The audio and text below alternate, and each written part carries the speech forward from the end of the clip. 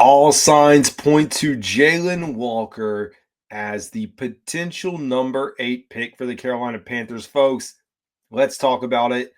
If you go back to last year, you remember Dave Canales, Xavier Leggett, the conversations in the media where XL says, yeah, the Panthers told me if I'm there at pick whatever, they're going to take me.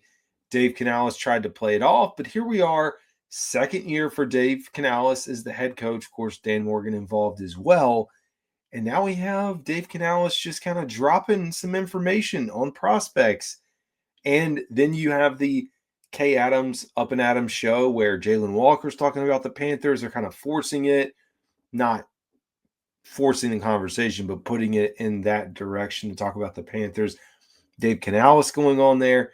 It's been a very wild time, but all signs seem to point if he's available, because now Jalon Walker is trending up in a lot of draft boards. And I know some folks maybe agree or don't disagree. I know in general, it feels like a very stock market type situation when we talk about draft prospects. And I don't know what has changed from the end of the season to now outside of measurables, combine, pro days, status of injuries, surgeries that sway this, interviews, top 30 visits, meetings, but I guess it does sway it up to a certain extent. So we're here to break it down. Of course, I'm your host, Carolina Dad. I don't tell you guys that enough.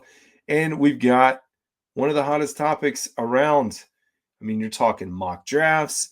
We see it on the Reddit threads. We see it on X. We see it in clips all across social media. Jalon Walker, Georgia linebacker, has everyone buzzing as a potential pick for the Panthers in 2025. Is this guy who's going to help us turn around the defense? It can't be a one-man job, but one piece of the puzzle that can get him, get us in the right direction. Salisbury, North Carolina native. We always have that going for us. But let's break it down.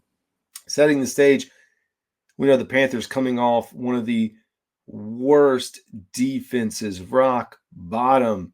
Can't talk about it enough. Most points allowed in a single season.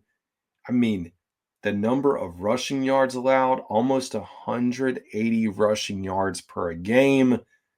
Like we really don't have to go through this, but we can. Low quarterback pressure rate, one of the lowest in the league. Dan Morgan knows it. Dave Canales knows it. And Ejiro Evero is on the hottest of hot seats if there's ever been one. It was a complete nightmare. So heading into the drafts is we talk about getting pressure, finding game changers. That's where Jalon Walker comes into play.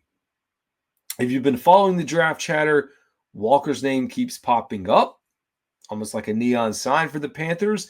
And it's not just random speculation by me and you or anyone else. There's a trail of breadcrumbs leading right to him. Starting with the media, you go back in February, Daniel Jeremiah dropped his mock draft and had the Panthers snagging Walker at 8. He called him a versatile playmaker with enormous upside as a pass rusher. Jeremiah pointed out how Walker split time at Georgia between off-ball linebacker and edge rusher. Again, we've said that's one of the many benefits of Walker. 60 tackles, 6.5 sacks, and a couple of fumble recoveries. That's the kind of stat line that does lend itself to saying, hey, maybe this thing's going to be okay. Let's sit up and take notice. And it's not just Daniel Jeremiah. ESPN's Mel Kiper Jr. also doubled down in March, mocking Walker to the Carolina Panthers at 8. And he said, I quote right here, Carolina's biggest weakness last season was the defense. Drafting Walker could give Carolina a versatile defender who can play off-ball linebacker or on the edge. Kiper's hyping up Walker's sideline to sideline speed, first step burst, and traits that could plug some serious holes in Ejiro Evero's 3-4 scheme. When you have two big-time guys in the industry, Jeremiah and Kiper, that are on the same page, you do feel the momentum building. And I get it. These guys this is what they do. They look at prospects. I was listening to their podcast to try to bounce between them both. They're getting questions. There's definitely value in what they see because they said it, like they get questions from GMs and scouts that ask, well, wait, do you have this guy over this guy? And again, I like where they analyze things and say, you know what, we don't really care per se getting it exactly right. But if we can have a ballpark guesstimate, and our goal isn't to mock exactly where the players are going to go, but to mock the value of the prospect. It's never going to be a perfect science. But the other thing when we talk about this idea of off ball edge, I just listened to the film breakdown of Pat Jones, who will be playing outside linebacker. Dan Morgan emphasized the ability to have him line up an edge, but then also move to a 3 technique in certain situations. So I kind of look at the versatility you could get with a Jalon Walker. We even go beyond that, folks. We can go here locally to the beat writers that cover the team. You have Joe Person from The Athletic. He's been dropping hits along the way. In a February mock draft, he wrote that while Dan Morgan might dream of getting Mason Graham, Walker's ability to impact both the edge and second level makes him a perfect fit.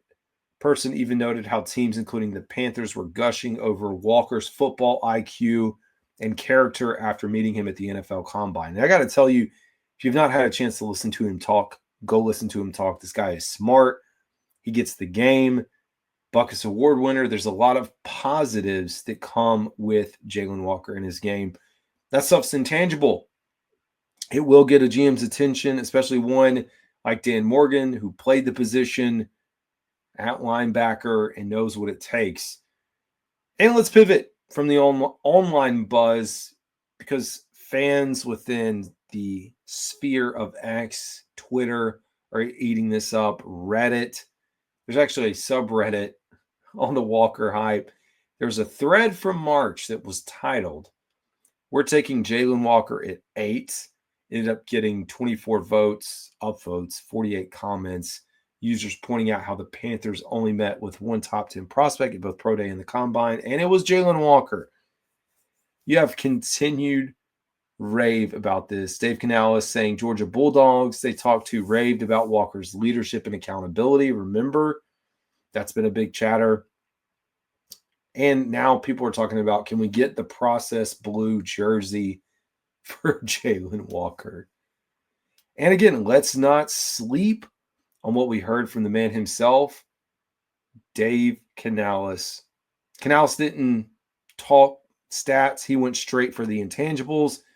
This is what he said. Every single Georgia Bulldog we talk to, they talk about Jalon Walker. They talk about the accountability, the way that he pulls the whole group together, the way that he plays with his hair on fire.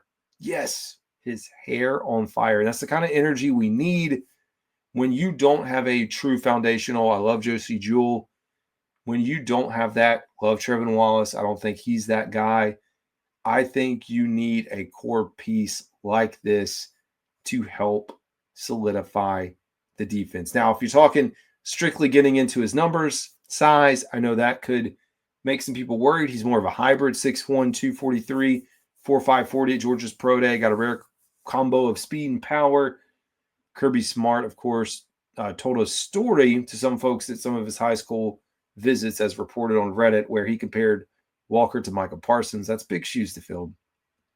But we kind of get the claims, how these guys are tied together. We know this is not a done deal as much as we think it may happen. Chatter about other prospects happening if you want a true edge. Could be a Michael Williams, could be a Mike Green, could be a James Pierce Jr., maybe even a corner, Will Johnson, Mason Graham, if available, potentially a wide receiver. We know the chatter is going to continue, but I do think as we kind of get down this road, where are we going to land? To me, the signs are everywhere, from the mock drafts to the online buzz to everything that we're hearing in between, from talk shows to radio. Everyone now kind of like shooing in the perfect fit for the Salisbury, North Carolina native in Jalon Walker. And I'm personally buying into the hype train.